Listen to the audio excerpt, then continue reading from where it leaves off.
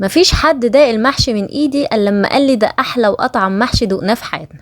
تعالوا هنا بقى اما اقول لكم على اسرار المحشي بتاعتي والتكات اللي انا بعملها اللي بتنقل المحشي في حتة تانية خالص. وهعمل كمان معاه فراخ محشية فريك وملوخية. كل اللينكات بتاعت الوصفات دي هتلاقوها عندكم في الديسكريبشن بوكس. الفراخ المحشية والملوخية كل فيديو منفصل عشان ما بحبش اطول عليكم مدة الفيديو كتير. هنعمل في الفيديو ده المحشي بكل تكاته وحركاته من الالف للياء، مش هخلي حاجة تقع منك ابدا. ولو انت عروسة من العرايس الجديدة يبقى الفيديو دوت مخصوص علشانك. صدقيني مجرد ما هتشوفيه ومجرد ما هتطبقي الخطوات اللي انا قايلالك عليها انت هتبقي استاذة في المحشي. زي ما انت شايفين الوانه عاملة ازاي والصلصة حمرة وجميلة ازاي، حاجة كده منتهى الجمال. اول حاجة هنسمي الله ونقطع الخضرة بتاعتنا. الجذوع دي طبعا مش هنرميها، طبعا هي مغسولة وزي الفل مع كل الخضرة. هنركنها على جنب. الخضرة قطعناها بالشكل اللي انت شايفاه ده على البلانشة بتاعتنا وهننقلها في طبق ونركنها على جنب. الجذوع هنعمل بيها ايه هقولك، بس كملي معايا الفيديو للاخر. ولو انت اول مرة تشوفي القناة بتاعتي، انا بوسي محسن ودي قناتي بقدم فيها كل جديد ان شاء الله. لو انت اول مرة تشوفيني بقى ما تنسيش تعملي لايك وسبسكرايب للقناة عشان تنضمي لعيلتي الجميلة. هنا كل محتويات المحشي قدامكم زي ما انتوا شايفين منورة وملعلطة ازاي. هنيجي بقى البتنجان زي ما انتوا شايفين انا منقياه صغير جدا. هو انا ما بعرفش اكل المحشي الا الصغير ده. ومعانا الصلصة والرز مغسول كويس جدا. وكمان طبقين زي ما انتوا شايفين كده توائم قاعدين جنب بعض، طبقين فيهم بصل متخرط جنب بعض زي بعض، وطبقين توابل برضو توأم. الحاجات دي انا مش اسمها كده هباء، لا ده احنا هنعمل بيها عظمة دلوقتي. بس تابع الفيديو للاخر يعني فعلا هتطلعي بمعلومات حلوة قوي. هنا البتنجان جايباه بالحجم ده زي ما انتم شايفين قد الصباع صغنن، اصغر صباع في الايد كده هو قده. الكبير قوي قوي يعني بيبقى اكبر منه بسنه بسيطه. جبت منه اشكال، يعني كل الاشكال اللي لقيتها قدامي.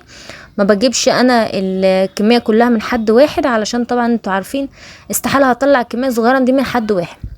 فبجيب مثلا من بياع نص، من بياع التاني نص كده يعني. فمشكله زي ما انتوا شايفين، بس اهم حاجه عندي والمهم ان يكون الحجم صغير. وبرده الفلفل نفس الكلام عندي حجم صغنن ازاي. وحقيقي كل ما الحجم بيبقى صغير كل ما الطعم بيبقى جميل.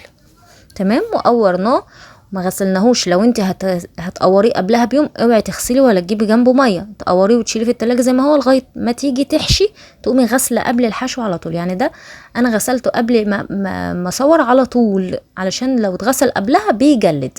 دي نقطه مهمه برضو. ومعانا هنا الطماطم بتاعتنا عصرينها في الخلاط كويس جدا. تمام بدون اي اضافات ولا اي حاجه، هي طماطم بيور. نيجي بقى للنقطة المهمة والتكات العظيمة بتاعتنا. هنا التوابل اللي في الطبق ده هي اللي في الطبق ده، اللي هم عبارة عن ايه بقى؟ فلفل اسمر، كمون، كزبرة ناشفة، بابريكا، مرق الدجاج، ودي سنة شطة بسيطة، واللي في النص زعتر. تمام. نفس التوابل دي هي في الطبق التاني. هنا بصلتين كبار متخرطين بالشكل ده، وهنا برضو بصلتين كبار متخرطين برضو بنفس الشكل. يبقى الطبقين دول شبه كده بعض، مسميهم التوأمان هم جنب بعض. هنعمل بيهم ايه؟ صبرك عليا بس وما تستعجليش. هنعمل بيهم احلى والذ محشي ممكن تاكليه في حياتك. هنا الرز غسلينه كويس ومصفيينه من المية بتاعته. نشوف بقى هنعمل ايه اول خطوة. وطبعا الخضرة اللي قطعناها في بداية الفيديو بصوا خضرة وجميلة ازاي. والتكاية المهمة ان كل حاجة في المحشي بتاعك لازم تكون طازة وفريش.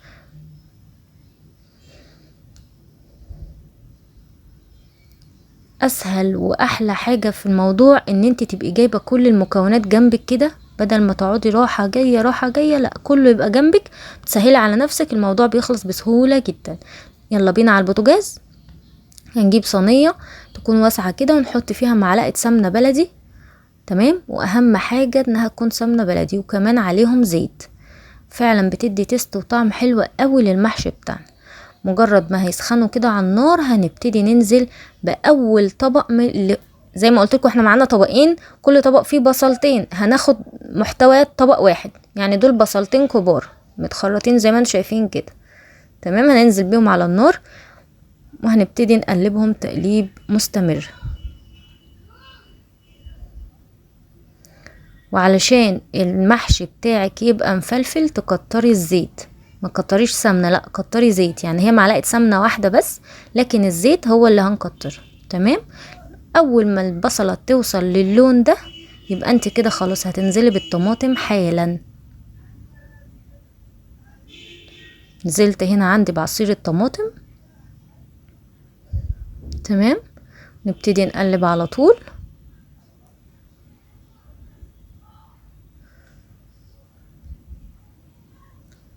بعد كده هننزل معانا بالصلصة. افضل واحلى الصلصات اللي ممكن تجيبيها وفعلا مضمونة صلصة كنور. تمام. هنا نزلت بمحتوى كيسين صلصة، ونسيبها بقى تتسبك لغاية ما توصل معانا للقوام القمر ده، قمر بجد.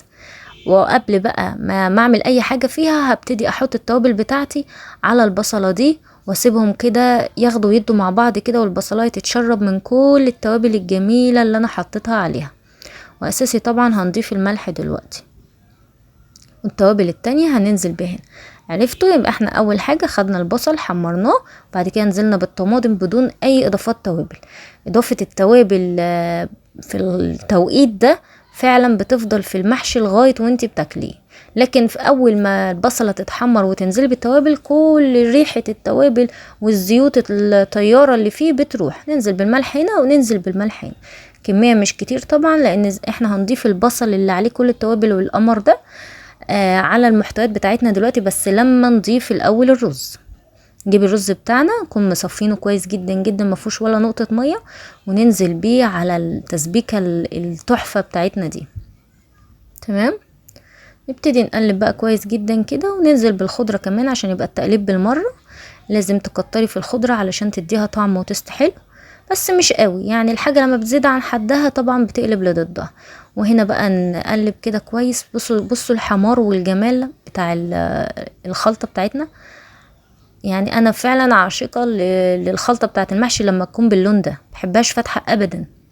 وننزل بقى بالبصلاية اللي متبلة دي، يا سلام، ريحتها كده قلب المكان. تقلبي كده تقليب مستمر.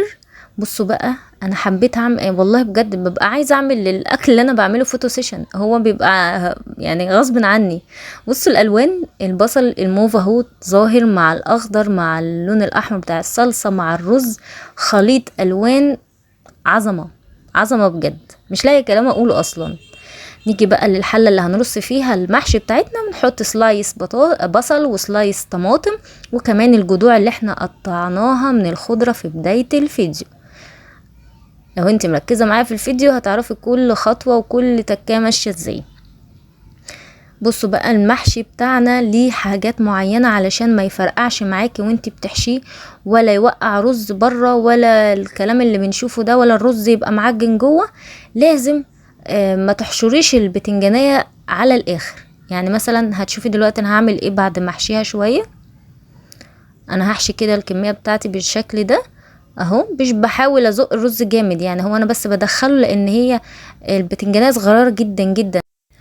هحشي معاكم واحدة كمان عشان اوريكم لو الرز مش راضي ينزل اوعي تقعدي تكبسي فيه جامد، لا احنا بنحشي بالشكل ده، وتبتدي تخبطيها في الصينية او تخبطيها على ايدك بحيث ان الرز ينزل براحته بأريحية، يعني اللي هو مش كبس. الكبس ده طريقة الكبس دي غلط. بصوا بالشكل ده، هو ده احسن واسلم طريقة للحشو. انسي ان اي واحدة فيهم تفرقع معاكي او الرز جواه يبقى معجن. انت بتاكلي المحشي والرز جواه وكل واحدة يعني مفلفلة كده عن التانية. هنحشي مع بعض واحدة كمان برضو. بصوا انا هبتدي احشي ومش هضغط لجوه خالص، هو ده اللي بسبب ان المحشي يبقى مثلا معجن معاكي او في رز بره واقع كتير، فلا احنا مش هنحشيها كلها على بعضها، وفي نفس الوقت مش هنكبس المحشي. احنا مجرد الحركة دي خلاص كل الرز نزل، وهنسيب حوالي سنتي واحد كده في البتنجانية من فوق مش نحشيه، لان الرز زي ما انتوا عارفين كميته بتتضاعف. هنا خلاص انا حشيت كل الحاجات والجمال بتاعي المحشي بقى، البتنجان والفلفل، يعني حاجة عظمة بجد والله العظيم يا جماعة. انا بتفرج دلوقتي ريقي جري تاني، ما علينا، بس يعني الموضوع مرهق، يعني انتوا عارفين المحشي بيبقى متعب ازاي. وبس تجيبي بقى الشوربة بتاعتك، سواء شوربة فراخ او شوربة لحمة او شوربة بط، اوعي تغرقي المحشي كله، لا انت توصلي لنص الحله. نص الحله ليه؟ لان الخضار بتاعك والفلفل والبتنجان كله بينزل ميه. زي ما انتم شايفين الشوربه واصله لغايه فين، مش واصله لغايه البتنجانيه كلها. الملوخيه القمر بتاعتنا لو عايزه تعرفي الطريقه كامله هتلاقيها في الديسكريبشن بوكس، هتلاقي سهم تحت الفيديو هتلاقي الطريقه بتاعتها. احلى واجمل غدوه ممكن تعمليها لولادك، وفعلا يعني اللي تدخل القلب قبل المعده. اشوفكم ان شاء الله في فيديو جديد وفي وصفه جديده. اسيبكم في رعايه الله وحفظه، مع الف سلامه. باي باي.